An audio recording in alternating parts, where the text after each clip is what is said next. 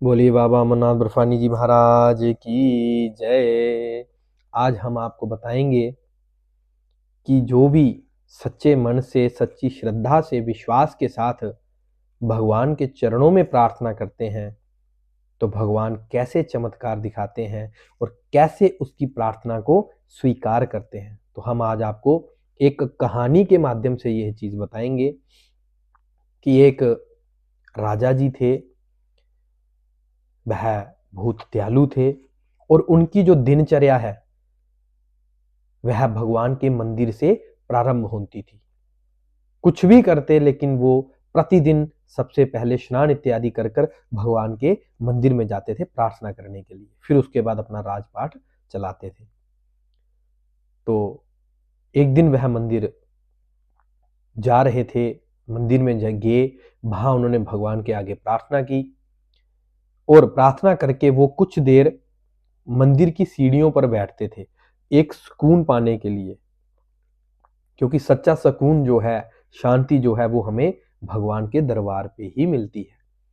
तो वहां पे वो बैठकर शांति से भगवान का सुमिरन कर रहे थे। तो उस सीढ़ियों पर दो भिखारी बैठते थे, एक बाएं तरफ और एक दाएं तरफ।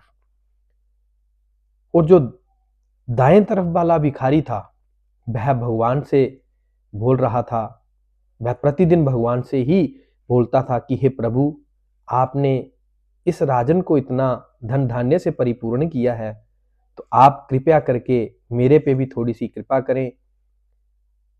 तो जो बाएं तरफ वाला भिखारी था वह राजा से कहता था कि हे राजन, तुम्हें भगवान ने इतना धन धान्य से परिपूर्ण किया है तो उसमें से कुछ मुझे भी दीजिए। तो एक भिखारी भगवान से मांगता था और दूसरा भिखारी राजा से मांगता था। तो ऐसे ही चलता रहा।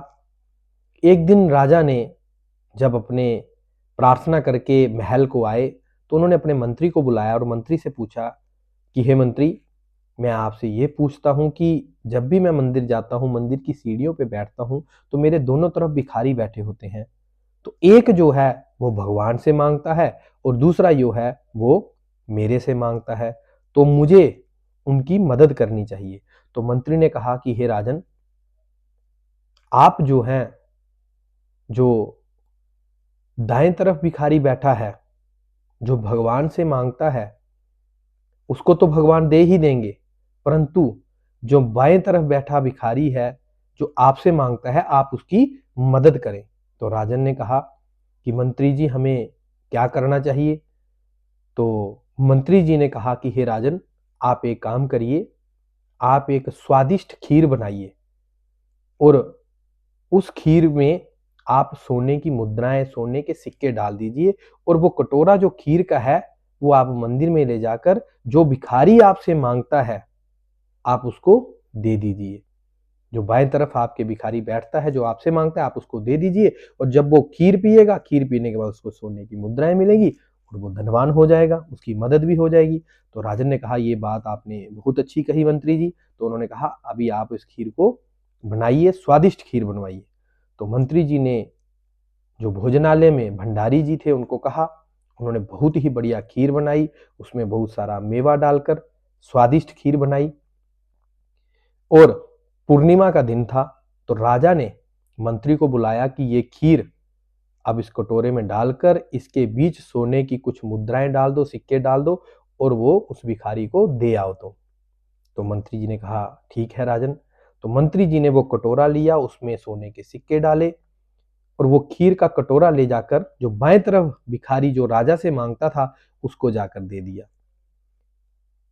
कि ये राजा जी ने तुम्हारे लिए खीर भेजी है। तो जो भिखारी था बाएं तरफ वाला वो बहुत प्रसन्न हुआ कि मुझे राजा ने खीर भेजी मेरे लिए। तो वो मंत्री उस खीर को देकर वापिस आ गया। तो जो भिखारी के पास खीर आई तो भिखारी ने जो दाएं तरफ वाला भिखारी था उसको बोला, उसको बातें सुनाने लगा कि देखो तुम भगवान से मांगते हो, तुम्हारे भगवान तो आए नहीं, लेकिन मैंने राजा से मांगा, राजा ने देखो मेरे लिए कितनी स्वादिष्ट खीर भेजी है। तो जो दाएं तरफ वाला भिखारी था वो तो चुप हो गया, भगवान के चरणों में प्रणाम कर दिया। इतने में क्या हुआ कि खीर काफी ज्यादा थी कटोरे में। तो उसने खीर पी और बहुत ज़्यादा खीर थी, तो उसके मन में भाव आ गया कि खीर तो बहुत ज़्यादा है, इतनी तो मेरे से खाई नहीं जाएगी, पी नहीं जाएगी, तो क्यों ना मैं जो मेरे सामने भिखारी है, जो भगवान से मांगता है, मैं उसको भी दे देता हूँ जो बची हुई खीर है, मैं क्या करूँगा इस खीर का। तो उसने वो जो बची खीर थी वो उसको दे दी, अपने साथी दूसरे को जो भगवान से मांगता था। तो इतने में क्या हुआ कि सुबह प्रातः काल फिर राजा आए। तो राजा ने देखा कि जो दाएं तरफ भिखारी बैठा होता था जो भगवान से मांगता था वो तो आज आया ही नहीं, और बाएं तरफ वाला भिखारी जो मुझसे मांगता था, जिसको मैंने खीर भेजी थी, वो अभी भी उधर बैठा है। तो राजा ने भिखारी से पूछा कि तुमको खीर अच्छी नहीं लगी? कल मैंने खीर भेजी थी तुम्हारे लिए रात को। तो भिखारी ने कहा, अरे नहीं नहीं राजन, वो तो खीर इतनी स्वादिष्ट थी कि मैं क्या बताऊं, मेरा तो पेट भर गया, मैं तो प्रसन्न हो गया, मेरी तो आत्मा प्रसन्न हो गई, इतनी बढ़िया खीर थी वो। पर यह था कि खीर बहुत ज्यादा थी, तो मैंने जितनी मेरे से खाई गई मैंने खा ली, बाकी जो बची थी उस बर्तन में, तो वो मैंने अपने दूसरे साथी को दे दी जो भगवान से मांगता था, जो ये कहता था कि भगवान अवश्य प्रार्थना को सुनते हैं, भगवान अवश्य चमत्कार करेंगे। तो राजा के मन में बात वह खटकी, दिमाग में वह बात खटकी कि भगवान ने तो चमत्कार कर ही दिया। फिर राजा ने कहा कि हे भिखारी, मैंने उस खीर में सोने के सिक्के डाले थे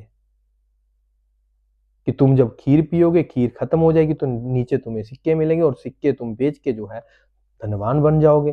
परंतु वो सिक्के, वो खीर, बची हुई खीर, जिसके खीर के नीचे सिक्के थे, वो तुमने अपने दूसरे साथी को दे दी और वो सिक्के तो उसको मिल गए। तो इस कहानी से आप क्या समझे कि भगवान की जो प्रार्थना सच्चे मन से करता है, भगवान के ऊपर जो आश्रित रहता है, भगवान की कृपा के ऊपर जो आश्रित रहता है, भगवान कभी भी उसकी प्रार्थना को नकारते नहीं हैं, उसकी प्रार्थना को स्वीकार करते हैं और उसको किसी ना किसी बहाने से, किसी ना किसी अपने आशीर्वाद से, कृपा से उसके ऊपर कृपा करते हैं। तो इसलिए भगवान के प्रति सच्चे मन से, सच्ची निष्ठा से, श्रद्धा से विश्वास बनाए रखें, तो भगवान आपके ऊपर, आपके परिवार के ऊपर सदैव कृपा बनाए रखेंगे। तो भगवान के चरणों में हम आपके लिए प्रार्थना करते हैं कि आप सभी खुश रहें, स्वस्थ रहें, निरोग्य रहें और जो भी आपके मन की कामना है भगवान परिपूर्ण करें।